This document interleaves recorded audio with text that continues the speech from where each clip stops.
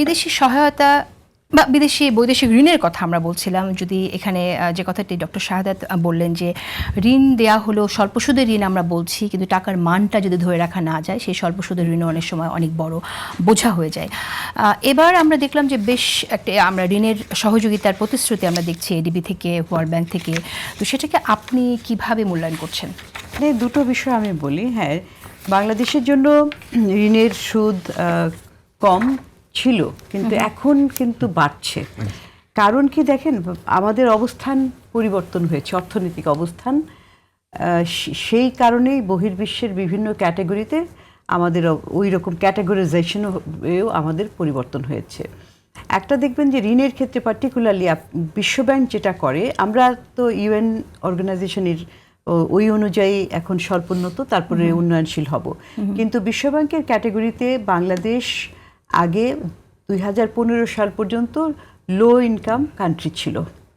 এখন তারপরে ওই সময় থেকে এখন লোয়ার মিডল ইনকামে চলে এসেছে। এবং এইটা আসার মানেই হচ্ছে যে ওই যে ঋণটা দিচ্ছে সেই ঋণের সুদ, ঋণ ফেরত দেওয়ার সময়, গ্রেস পিরিয়ড ইত্যাদিও কিন্তু পরিবর্তন হয়ে গেছে। এবং আরও এখন যখন আমরা টুয়ার্ডস গ্র্যাজুয়েশন, এলডিসি গ্র্যাজুয়েশনে হাঁটছি, খুব তাড়াতাড়ি চলে আসছে। এখনও অনেক ঋণদাতা সংস্থারা তারা কিন্তু আমাদের সুদের হারটার ক্ষেত্রে ঋণের সুদের হার এবং ঋণ ফেরত দেওয়ার সময় ইত্যাদি কিন্তু পরিবর্তন আসছে। আমরা আর ওই যে একটা মানে কনসেশনাল লোন যেটা পেতাম সেটা নাই এখন। তো এটা কিন্তু বেড়ে যাচ্ছে। সুতরাং এই কথাটা মনে রাখতে হবে যে এটা বাড়তির দিকে, এমনকি গ্রেস পিরিয়ডটাও কমে যাচ্ছে। দ্বিতীয়ত হচ্ছে হ্যাঁ, টাকার মানও এখানে একটা কাজ করে। সেটা কি এলডিসি গ্র্যাজুয়েশন হওয়ার আগে গ্রেস পিরিয়ড কমে যাচ্ছে অলরেডি?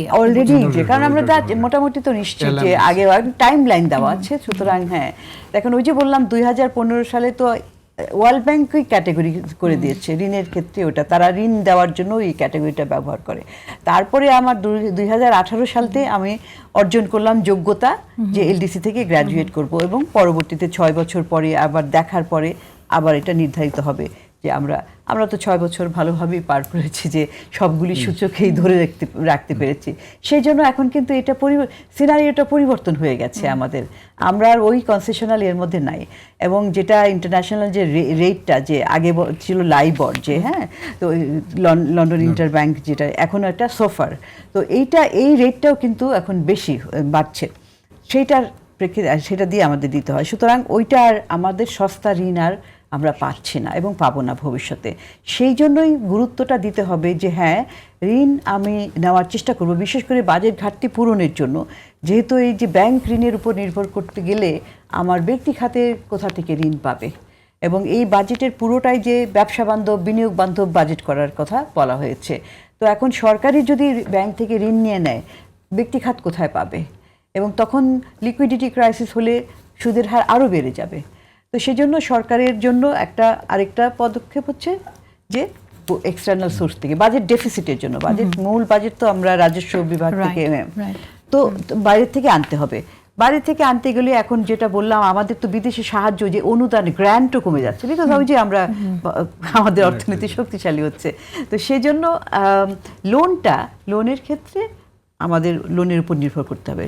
এখন দেখবেন যে লোনের বোঝাটা আমরা বলছি কেন যে ঋণের বোঝা, কারণ ঋণের বোঝা কয়েকটা কারণে। একটা তো হচ্ছে যে দেখেন আমাদের সামগ্রিকভাবে দেশি এবং বিদেশি ঋণ দুটো মিলেই 38% জিডিপির। তো বিদেশি ঋণের ক্ষেত্রেও আমরা এই আইএমএফের ক্যাটাগরিতে তারা বলে যে জিডিপির 55% নিচে থাকলে সাস্টেনেবল, কিন্তু ডেট সাস্টেনেবিলিটি সেই দিক থেকে আমরা নিম্ন ঝুঁকির একটা দেশ ছিলাম ডেট সাস্টেনেবিলিটির দিক থেকে। এখন আইএমএফ বলছে যে আমরা মডারেট লেভেলে চলে গেছি, অর্থাৎ এটা একটা চিন্তার বিষয়। এবং চিন্তার বিষয়টা কি, আপনার এখন ডেট জিডিপি রেশিও না, আপনাকে দেখতে হবে যে আমি ডেটটা নিচ্ছি, ঋণ নিচ্ছি, আমার কি ফেরত দেওয়ার সক্ষমতা, সেটা আমি কিভাবে দেবো? বিদেশি ঋণ আমার তো বৈদেশিক মুদ্রা, আমি ডলার আনবো, ডলার দিব, কিংবা অন্য বিদেশি কারেন্সিতেই দিতে হবে।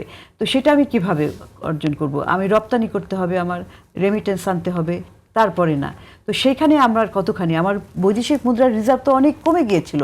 এই 2024-এর অগাস্টে যখন পট পরিবর্তন হলো তখন তো এটা একেবারেই $20 বিলিয়ন মতো তার নিচেও চলে গিয়েছিল। এখন আমরা বিল্ড করছি, কিন্তু বিল্ড আপ করছি এত না যে বিরাট পরিমাণে, কারণ আমরা রপ্তানি নির্ভর দেশ, কিন্তু আমরা আমদানি নির্ভর দেশও। আমদানি ছাড়া তো রপ্তানির জন্য প্রোডাক্ট তৈরি করতে পারবো না। তো সেই জন্য কিন্তু আবার সেখান থেকে যদি আমি এই বিদেশি ঋণের সুদ এবং আসল দুটোই করতে থাকি, ফেরত দিতে থাকি, তা আমার তো কিছুই থাকবে না। এইটা মানে তার মানে হচ্ছে যে আমার সেইটা যে এই এক্সপোর্ট ইনকামের প্রেক্ষিতে আমার কেমন আমার সক্ষমতা আমরা দেখছি যে এক্সপোর্ট ইনকাম বাড়ানোর জন্য বিদেশি রপ্তানি খাতকে একটু আমরা দেখছি যে সেখানে উৎসাহ দেওয়া হচ্ছে। নানান রকম অর্থমন্ত্রীকেও বলতে শুনলাম যে বন্দরে যে আমলাতান্ত্রিক জটিলতা হয় সেটা নিরসন করা, দুর্নীতি নির্মূল করে যাতে করে সহজে ব্যবসায়িক কাজগুলো তারা করতে পারে। আপনার কাছে কি মনে হয় যে এটা আসলে কতটুকু উৎসাহ দেবে? উৎসাহ তো দেবে, শুনুন এগুলো তো লেখা আছে এবং মুখে বলা হচ্ছে, এখন হচ্ছে যে কাজ করে দেখাতে হবে। কারণ আগেও কিন্তু এরকম বলা হচ্ছে যে এই সহজীকরণ করা হবে ইত্যাদি, বন্দর পোর্ট ফেসিলিটিতে সময় কালক্ষেপণ যাতে না হয় সেখানে, তারপর সেখানে অনেক ঘুষ, দুর্নীতি, জটিলতা, দীর্ঘসূত্রিতা সব কিছু হতো। মানে বিষয়টা একটু আস্থার সংকট হয়ে গেছে, আমরা শুনে এসেছি এর আগেও, কিন্তু যেহেতু হয়নি আমরা সে কারণে আস্থার সংকট। একদমই হ্যাঁ। এবং ব্যক্তি খাতের এখন বলছেন যে এখন তো আপনাদের এটা দেওয়া হলো বিভিন্ন ধরনের কর ছাড়, কর কমানো, এটা কিন্তু এখনো তারা বলছেন যে আস্থার বিষয়টা, আস্থা এখনো পাচ্ছেন না। তো আস্থাটা যতক্ষণ পর্যন্ত ফেরত না আসবে বিনিয়োগ তো বাড়বে না। আস্থাটা কিভাবে, এই যে বাড়তি কিছু ঝামেলা, সেখানে খরচও বেশি, কস্ট অফ ডুইং তো অন্যভাবেও বাড়ে, তো সেইটার একটা বিষয়। এটা দেশের ভিতরে, বাইরেরও একটা অনিশ্চয়তা আছে। এই যে মধ্যপ্রাচ্যের যুদ্ধের ফলে কি দেখলাম, আমরা তো একটা জ্বালানি নির্ভর আর আমদানি নির্ভর, জ্বালানি আমদানি করে থাকি প্রায় 100%। তো সেটার এর ফলে দাম বাড়ছে, এবং এই জ্বালানি সংকটের ফলে দাম যদি ক্রমাগত বাড়তেই থাকে তাহলে তো এক্সটার্নাল ফ্যাক্টরটাও আমাদের ব্যবসার খরচ তো বাড়বে। তো সেই খরচ, এত বাড়তি খরচ দিয়ে সে কি বাজারে প্রতিযোগী সক্ষম হিসাবে থাকতে পারবে? রপ্তানি করতে গেলে অন্যান্য দেশের সাথে তো প্রতিযোগিতা করে টিকে থাকতে পারবে? এটাই তো বিরাট প্রশ্ন। আর হচ্ছে যে ল অ্যান্ড অর্ডার সিচুয়েশন, এই যে একটা গত 1.5 বছর মানে আগের সরকারের সময় যে একটা ভাঙন দেখা দিয়েছে, একটা সংস্কৃতি তৈরি হয়েছে, মব ভায়োলেন্স ইত্যাদি। তো এখন এগুলি বন্ধ হয়েছে, কিন্তু পুরোপুরি কি আইন শৃঙ্খলা পরিস্থিতির উন্নতি হয়েছে? সেটা তো হয়নি। এইখানেও কিন্তু আইন শৃঙ্খলা পরিস্থিতির সাথেও কিন্তু অত্যন্ত ওতপ্রোতভাবে জড়িত বিনিয়োগ, দেশি বিনিয়োগ। এবং দেশি বিনিয়োগ যদি না হয়, বিদেশিরাও দেখছে যে এই দেশে তারা তো স্টেবিলিটি চায়, stability in all form, stability in all form তারা দেখতে চায়। যে রাজনৈতিক স্টেবিলিটি, এখন একটা নির্বাচিত সরকার এসেছে, এটা একটা স্বস্তির বিষয় তাদের কাছে। কিন্তু তারপরে ল অ্যান্ড অর্ডার সিচুয়েশন, সেখানে কি উন্নতি হচ্ছে?